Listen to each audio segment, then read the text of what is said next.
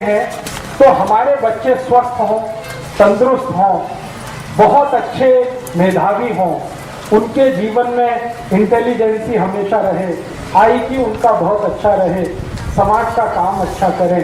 तो उसके लिए क्या करें? इसके लिए छोटे छोटे कुछ मैं उपाय बताता हूं, आप जरूर उनका अपने जीवन में उपयोग करें। सबसे पहला उपाय है किसी भी आई को और किसी भी बाप को, माने पिता को, आई को और पिता को, दोनों को अपने जीवन में एक चीज हमेशा ध्यान रखनी पड़ेगी। अब भी अगर उनको बच्चे स्वस्थ, तंदुरुस्त, तेजस्वी, तपस्वी, संस्कारी और समाज का काम करने वाले ऐसे बच्चे अगर चाहिए तो उन बच्चों को पैदा करने से पहले उसका नियोजन करना पड़ेगा। बिना नियोजन के जो बच्चे होते हैं वो ज्यादा से ज्यादा दाऊद इब्राहिम होते हैं। ये मेरा 15 साल का डॉक्टरी के पेशे का अनुभव है, तजुर्बा है। मेरे पास बहुत सारे मरीज आते हैं जिनको अपने बच्चों से त्रास है और वो बच्चे इतने त्रासवादी हैं, आई वड़िल को पीटते, आई कुछ बोले उसको मारते हैं, वड़िल कुछ बोले उसको मारते हैं, आई वड़िल के कंट्रोल में नहीं रहते। जब उन बच्चों के बारे में मैं पूरी हिस्ट्री लेता हूं तो अंत में जाके पता चलता है कि वो बिना नियोजन के उत्पन्न हुए, बाई एक्सीडेंट। हाँ, तो मेरा आप सभी को ये विनम्र निवेदन है कि जिनको अपने बच्चे तेजस्वी, तपस्वी, संस्कारी, समाजकर्मी, राष्ट्रवादी, धर्म के प्रति श्रद्धा रखने वाले, आई वड़िल की सेवा करने वाले ऐसे बच्चे अगर चाहिए तो उसके लिए नियोजन करना पड़ेगा। बिना नियोजन के वो बच्चे नहीं होते। सबसे पहला फैसला आपको ये करना पड़ेगा। जैसे आप बहुत सारे काम के लिए नियोजन करते हैं, घर बांधने के लिए नियोजन करते हैं। कैसे करते हैं? एक एक पैसा बचाते हैं, जितनी पगार है उसमें से पैसा काट काट के बचा के घर बांधने का नियोजन हमारा होता है। ऐसे ही हम नौकरी के लिए बहुत सारे नियोजन करते हैं, तो ऐसा ही नियोजन आपको करना है। ठीक है? अब नियोजन क्या करना? नियोजन करना है, ये पहली बात ध्यान रखिए। बिना नियोजन के बच्चे होंगे तो मैंने आपको बताया वो संस्कारी हो नहीं सकते।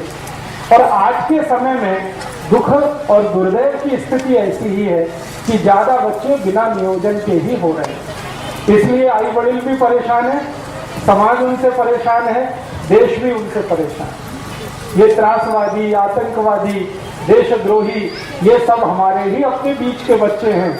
लेकिन ये कैसे त्रासवादी हो गए, कैसे देशद्रोही हो गए? बिना नियोजन के होने के कारण। तो नियोजन करना पड़ेगा। अब नियोजन में क्या क्या करना पड़ेगा? सबसे पहला नियोजन, संस्कारी बच्चा अगर चाहिए, प्रतापी बच्चा चाहिए, आपको समाजकर्मी चाहिए, धर्मनिष्ठ चाहिए, राष्ट्र प्रेमी बच्चा चाहिए, तो सबसे पहला नियोजन संयम पालना पड़ेगा। ये सबसे पहला नियोजन। बिना संयम के अच्छे बच्चे नहीं हो सकते। तो संयम आपको अपने जीवन में रखना पड़ेगा। और वो संयम रखने का तरीका क्या है? संयम रखने का बहुत सरल तरीका है, ज्यादा समय ब्रह्मचर्य का पालन करना। ब्रह्मचर्य संयम पालने का सबसे बड़ा तरीका है, सबसे आसान तरीका, ये ब्रह्मचर्य का पालन करना।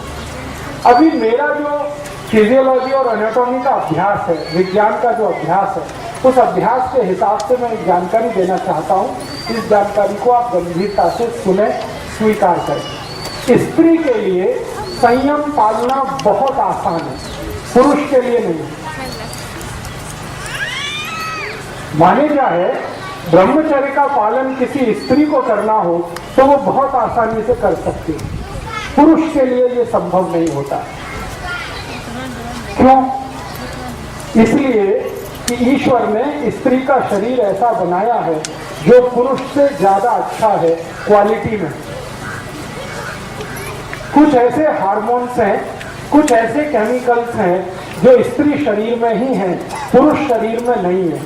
और वही हार्मोन स्त्री को ब्रह्मचर्य पालन करने में मदद करते हैं। तो स्त्री को ब्रह्मचर्य पालना अगर करनी है तो वो उसके लिए बहुत सहज है, सरल है, बहुत आसान है। जैसे हमारे जीवन के बहुत सारे काम हम सहजता से और आसानी से करते हैं, वैसे ही ब्रह्मचर्य का पालन और संयम का पालन किसी भी स्त्री को बहुत आसान है। पुरुष को उसके लिए प्रयास करना पड़ता है, स्त्री वो बिना प्रयास के ही कर सकती। तो मैं ये बात जो कह रहा हूं वो सब भाइयों के लिए कह रहा हूं कि अगर अच्छी संतान चाहिए, तेजस्वी, तपस्वी, संस्कारी संतान चाहिए तो आपको ब्रह्मचर्य का पालन करना है। अब ब्रह्मचर्य का पालन करना है तो इसका मतलब क्या है? इसका मतलब सीधा सा ये है कि आप अपने जीवन का थोड़ा ऐसा नियोजन करो जिसमें ज्यादा आपको स्त्री के साथ संसर्ग ना करना पड़े। साल में 1 या 2 बार करें तो सबसे अच्छा, नहीं तो महीने में सिर्फ 1 बार। ऐसा आपको अपने जीवन में कुछ नियम बनाना पड़े। इस नियम का पालन करने के लिए संकल्प चाहिए। संकल्प के लिए आपको एक औषधि की मदद लगेगी, तो वो आप याद रखिए, वो औषधि है आल का रस। आल, अदरक। तो अदरक का टुकड़ा अगर मुंह में रख के चूसते रहें तो ये हमारे संकल्प को मजबूत करने में बहुत मदद करता है। किसी भी तरह का संकल्प हो, ब्रह्मचर्य पालन का संकल्प हो, व्यसन मुक्ति का संकल्प हो, पैसे के पीछे नहीं भागने का संकल्प हो, अपने जीवन में साधारण तरीके से रहने का संकल्प हो, ये सभी संकल्पों में